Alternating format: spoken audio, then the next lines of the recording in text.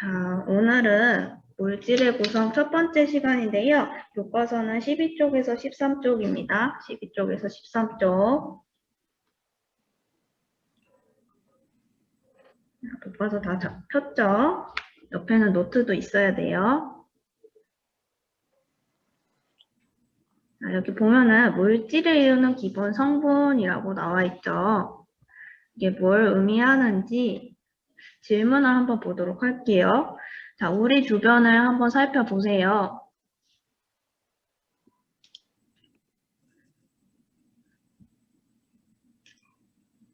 우리 주변을 한번 살펴봤을 때 내 책상 위에는 연필도 있고 샤프도 있고 지우개도 있고 교과서도 있고 노트도 있고 뭐 핸드폰도 있을 수 있고 뭐 키보드, 마우스 이런 다양한 물질들이 있죠.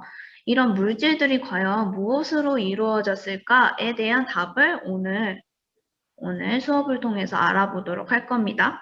이런 질문은 예전에 과학자들도 다양하게 생각을 했었는데요. 수업에 들어가기에 앞서서 이 물질에 대한 생각을 과학자들은 어떻게 했을지 한번 알아보도록 할게요. 우선 고대에서 중세 과학자들은 어떻게 생각했는지 보면요. 우선 탈레스라는 고대 과학자이자 철학자인 분이 있었대요. 이분은 만물의 근원은 물이다 라고 생각을 했대요. 우리 생명체 같은 경우는 물을 안 먹으면 일주일도 버티지 못하고 죽을 수밖에 없어요. 그래서 탈레스 같은 경우는 물이 우리 물질을 이루는 모든 것의 근원이다 라고 생각을 했대요. 그리고 탈레스와 다른 생각을 가졌던 아리스토텔레스라는 과학자도 있었대요. 이 사람은 만물의 근원은 물로만 이루어졌을 리 없어. 불이랑 공기랑 흙으로 이루어졌을 거야 라고 생각을 했대요.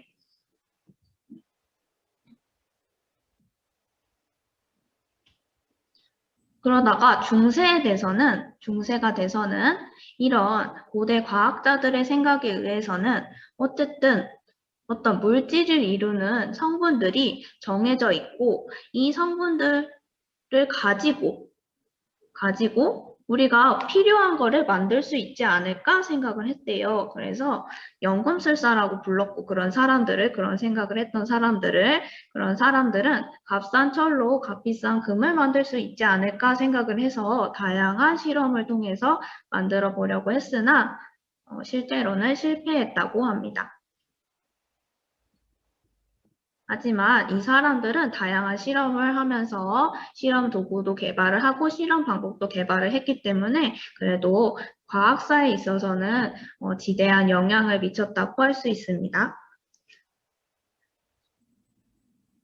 우리는 앞으로 이런 물질을 이루는 기본 성분을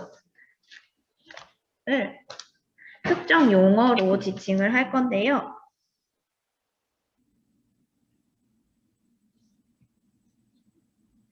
물질을 이루는 성분을 우리 교과서에도 나와 있어서 알겠지만 원소라고 우리는 앞으로 지칭을 할 겁니다.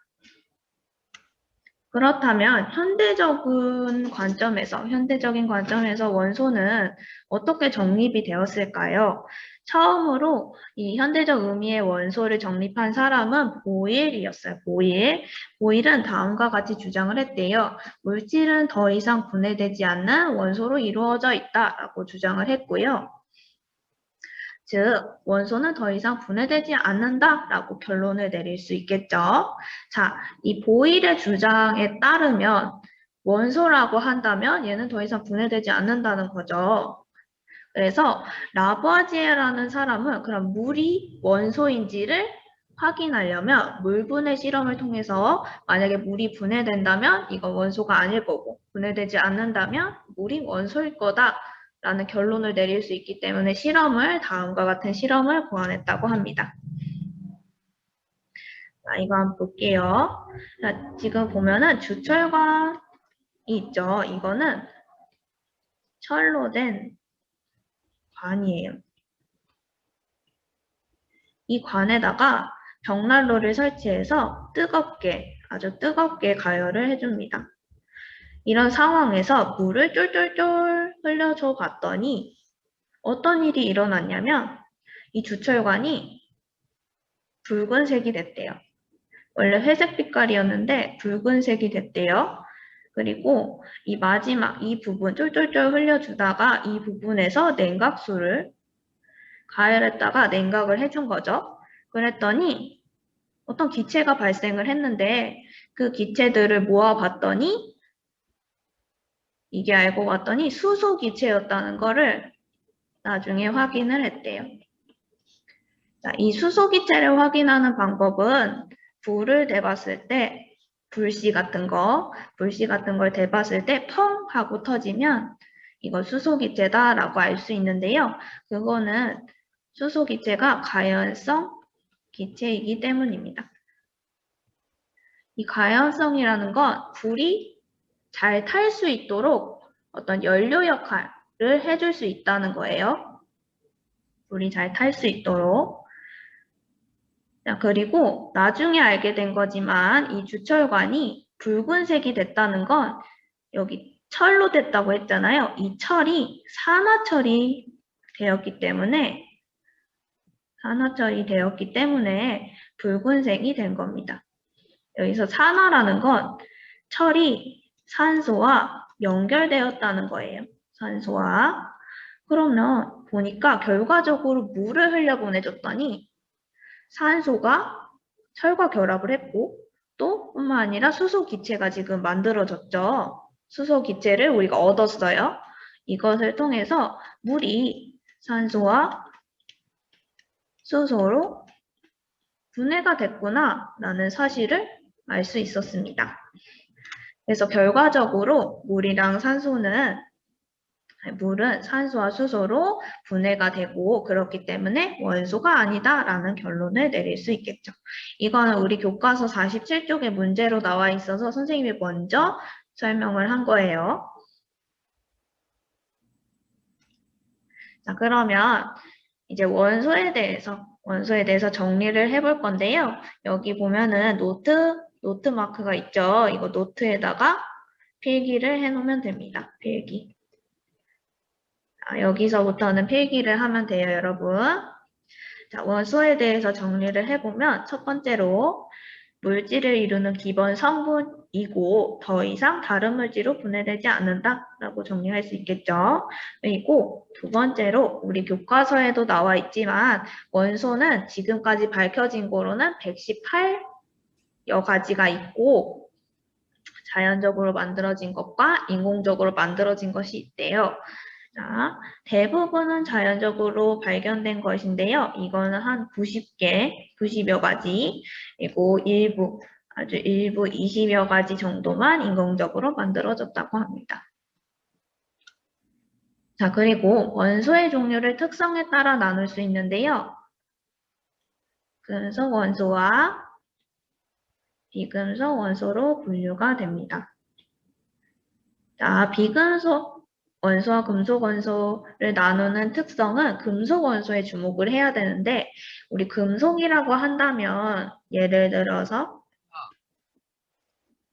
금이랑 철이랑 우리가 있죠. 이런 것들이 있는데 이런 것들의 특징을 잘 생각해 본다면 광택이 있죠. 광택이 있고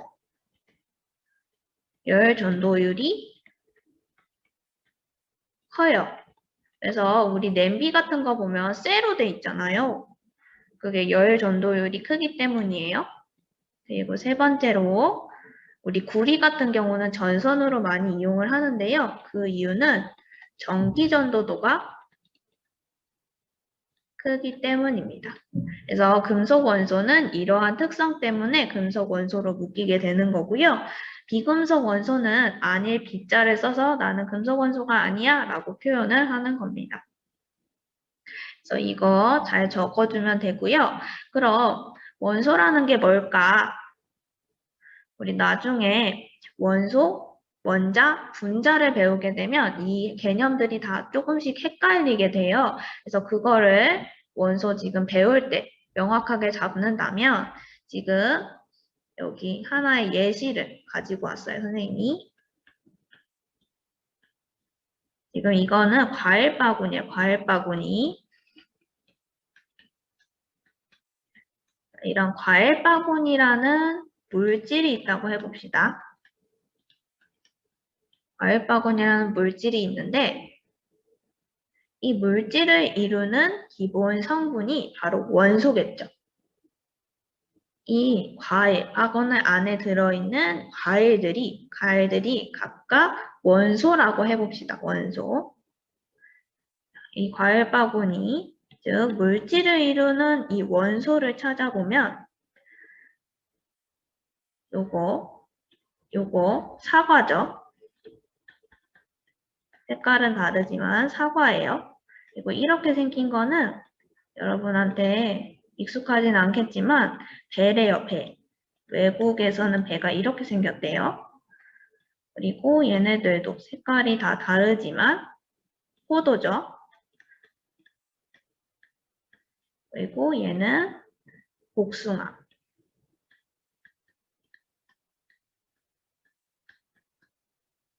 그리고 얘는 자두라고 해볼게요. 자두.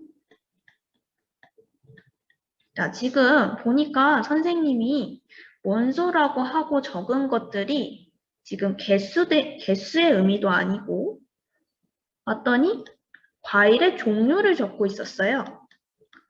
종류를 적었죠. 바로 여기서 알 수 있듯이 원소라는 개념이 종류를 의미한다는 걸 알 수 있습니다. 그 물질을 이루는 종류라고 생각을 하면 됩니다. 그래서 다음과 같이 결론을 내릴 수 있는데요. 이 결론도 여러분 필기에 놓으세요.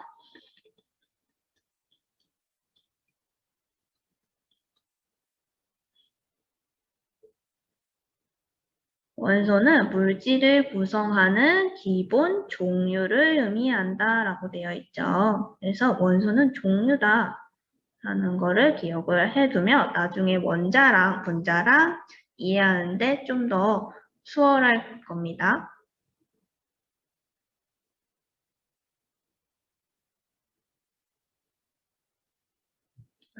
노트 필기 1분 정도만 기다려 줄게요. 1분 정도만. 그리고 만약에 내가 이 시간에 노트 필기 제대로 못했다 하는 친구들은 선생님이 이거 우리 그 선생님 채널 있다고 했잖아요. 유튜브 채널에다가 올려놓을 거니까 그거 보고 이 노트 필기 하세요.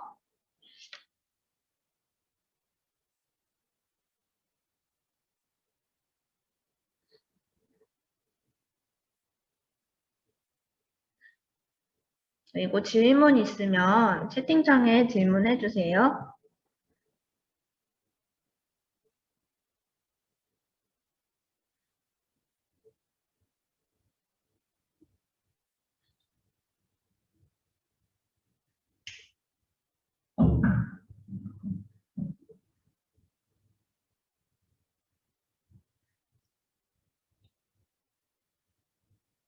네, 1분 지났습니다. 그러면 다음 넘어갈게요.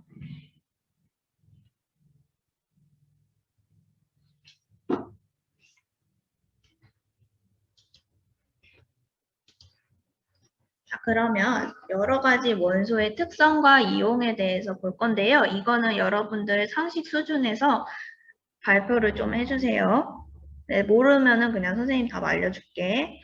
자, 우선 첫 번째로 가장 가벼운 원소고 산소와 반응해서 물을 생성하는 우주 왕복선의 연료를 이용하는 것, 이것은 무엇일까요?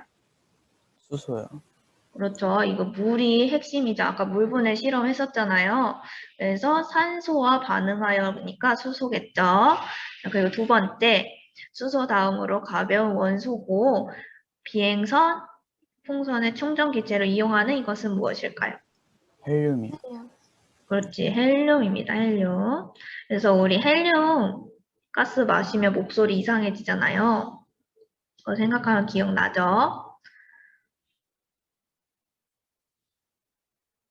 그리고 세 번째, 지각, 공기 등 많이 포함되어 있어서 생물의 호흡과 물질의 연소에 필요한 이것은 무엇일까요? 산소요. 산소. 그쵸, 산소. 우리 호흡 때 산소 또 배울 거예요. 그리고 물질의 연소에 필요하다고 했는데, 즉, 산소가 없으면 불이 안 붙는다고 생각하면 돼요. 그래서 산소 같은 경우는 조연성이 있습니다.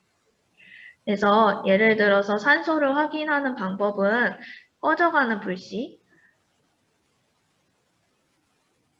불씨를 대봤을 때 산소 기체에다가 대보면은 불씨가 살아나요. 그걸로 우리가 산소 기체인 걸 확인할 수 있고요. 그리고 네 번째, 숯, 흑연, 다이아몬드 등을 구성하고 생명체로 이루는 이 성분이고 수소, 산소와 결합할 다양한 물질을 만들어지는 거 이게 뭘까요?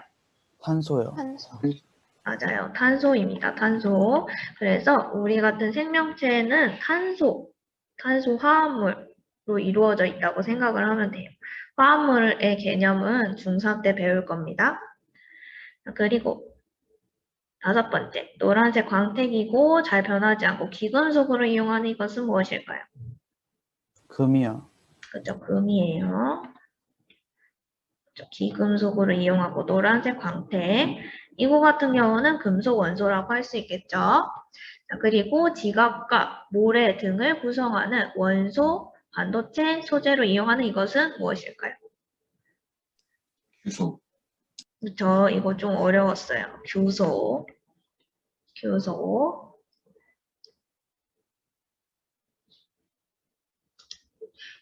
자, 그리고 은백색의 고체 금속이고 건축물, 철도 건설 시 이용하는 이것은 무엇일까요? 철은 아닌 것 같은데. 철인데요? 철이 왜냐면, 그렇지, 철이지. 여기 철도라고 힌트가 있었죠. 그리고 은백색이라는 거. 아까 산화철인 경우만 붉은색으로 보이는 거고, 원래 철 같은 경우는 은백색, 회색이죠. 그리고 이거는 붉은색 고체 금속으로 전기가 잘 통해서 전산화를 이용하는 거 이거 뭘까요? 구리요. 그렇죠. 우리 아까 구리 전기 전도도 크다고 했어요. 그리고 은백색의 가벼운 고체 금속이고 비행기 동체 제작, 알루미늄 포일 등에 이용되는 이것은 무엇일까요? 알루미늄. 그렇죠. 알루미늄 포일이니까 알루미늄이겠죠. 그래서 알루미늄은 매우 가볍기 때문에 비행기 제작할 때 쓰인대요. 자, 그리고 상온에서 액체 상태의 금속이고 온도계에 이용하는 이것은 무엇일까요? 알코올? 알코올은 금속이 아니에요. 수은. 수은. 그렇죠. 수은 온도계. 맞아. 온도계에는 수은 온도계와 알코올 온도계가 있어가지고 친구가 헷갈렸나 봐요. 근데 이 액체 상태, 금속 중에서 상온에서 액체 상태인 것은 수은밖에 없습니다. 그리고 살균작용이 있어 수돗물이나 수영장에서 세균을 죽이는 데 사용하는 이것은 무엇일까요? 염소? 그렇죠. 염소죠. 그래서 우리 수돗물 같은 거 냄새 맡아보면은 좀 생수랑 다른 냄새가 나잖아요. 그게 염소기체 형태로 빠져나올 때 우리가 냄새를 맡는 거예요. 그리고 지구의 대기에 가장 많이 존재하고 과자봉지 충전 기체로 이용하는 이것은 무엇일까요? 질소. 그렇죠. 질소죠. 그래서 우리 질소 과자라고 하잖아요. 그리고 특히나 공기 중에 질소가 엄청 많이 포함되어 있습니다. 78% 정도 질소고요. 그리고 산소가 21% 정도, 그리고 이산화탄소가 0.03% 정도 구성을 하죠. 자, 그러면 우리 주변에서 물질을 이루는 원소 찾기를 한번 해볼 건데요. 그냥 예시들이니까 한번 살펴보도록 하겠습니다. 자, 우선은 미끄럼틀은 철로 이루어져 있고요. 이런 깡통 같은 거, 캔 같은 경우는 알루미늄, 전선은 구리, 그리고 여기서 살펴봐야 할 것이 다이아몬드와 흑연인데요. 흑연이라는 거는 이 연필심의 이 부분, 흑연으로 되어 있는데 둘 다 탄소로 구성되어 있는데 이렇게 다른 모양을 갖고 있대요. 이거는 탄소가 어떻게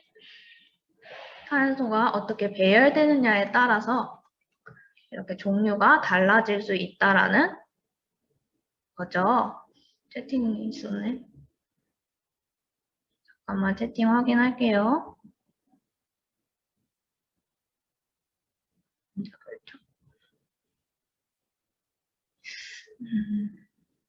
나중에 배우겠지만 탄소가 배열되어 있는 정도가 다른데 얘네들 같은 경우는 분자라고 하지 않는다는 걸 나중에 배우게 될 겁니다. 분자는 아니에요. 왜냐하면은 분자 같은 경우는 독립되어 있어야 되는데 얘네들은 탄소가 얼기설기 계속 연결되어 있어요. 그래서 독립되어 있다고 하지 않습니다. 그래서 얘는 분자라고는 안 하고요. 예를 들어서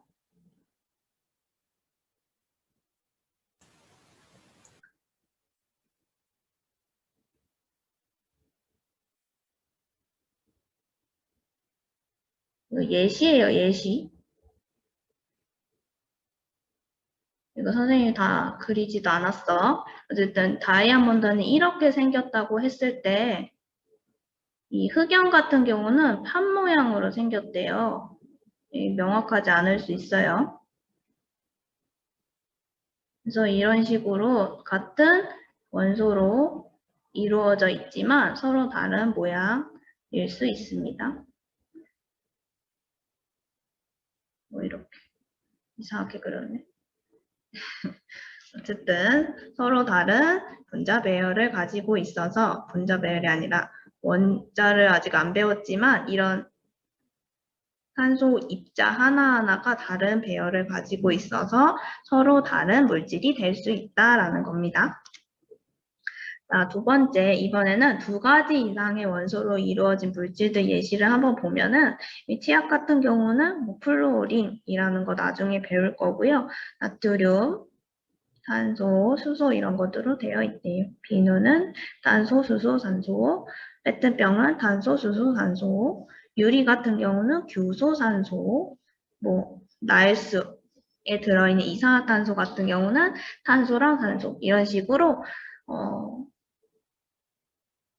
다양한 원소들로 이루어진 물질도 있고 그리고 같은 원소로 이루어져 있더라도 이 원소들의 조합이나 배열에 따라서 다른 물질이 될 수 있다라는 겁니다.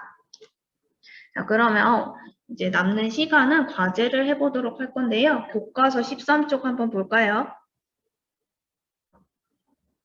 물은 뭘로 구성되어 있죠? 아직 수소와 산소. 그렇죠. 우리 아까 분해 실험 했었잖아요. 수소와 산소로 이루어져 있고요. 설탕 이거 한번 찾아봤죠? 뭐로 이루어져 있죠? 탄소랑 산소랑 수소요. 그렇지. 탄소랑 산소랑 수소. 플라스틱 도시락은? 탄소, 탄소, 산소, 단소, 질소. 질소? 질소는 필요 없나요? 있을 수도 있지. 탄소, 산소, 수소 등으로 이루어져 있으니까 질소도 포함되어 있을 수도 있습니다. 이게 플라스틱 종류마다 포함되어 있는 게 달라서 이렇게 쓴 거예요. 근데 기본적으로 이런 거 들어있다. 이거 알루미늄 포일은 뭐 들어있을까요? 알루미늄. 알루미늄이. 그렇지. 이거 아까 한 가지 원소로 되어 있다고 했죠. 알루미늄 들어있고요. 포크 같은 경우 이거 쇠포크예요. 쇠포크. 이거 뭐 철. 들어있대요? 철, 크로뮴, 니켈. 오, 맞아요. 철, 크로뮴, 니켈. 그리고 뭐 다른 부수적인 성분도 있을 수 있겠죠. 사이말 달걀은? 탄소, 질소, 수소, 산소, 황. 맞아요. 황. 우리 삶은 달걀에 단백질 많다고 하잖아요. 단백질도 이런 것들로 이루어져 있습니다. 이거 소금은요? 염소랑 나트륨이요. 그렇죠. 염소랑 나트륨. 그래서 염화나트륨 들어봤어요? 네. 염화나트륨이라고 하잖아요. 그게 바로 소금입니다. 근데 실제로 실험실에서 쓰는 염화나트륨은 화학적으로 만든 거기 때문에 소금처럼 먹으면 안 돼요. 자, 그러면 두 번째로 우리 스스로 확인하기 한번 같이 풀어볼 건데요. 자, 원소는 다른 물질로 분해 되지 않는다. 그렇죠. 되지 않는다. 그리고 우리 원소의 종류는 118가지밖에 없지만 물질은 상당히 많이 있죠. 그 까닭은 무엇일까요? 아직 자연에서 찾지 못한 원소도 있고, 음, 인공적으로 또 만들어낼 수도 있어서요. 음, 그 이유도 맞지만 다른 이유가 있어요. 두 가지 이상의 원소를 결합해서 만드는 물질이 더 많아서요? 그렇지. 구체적으로 또 말해줄 사람.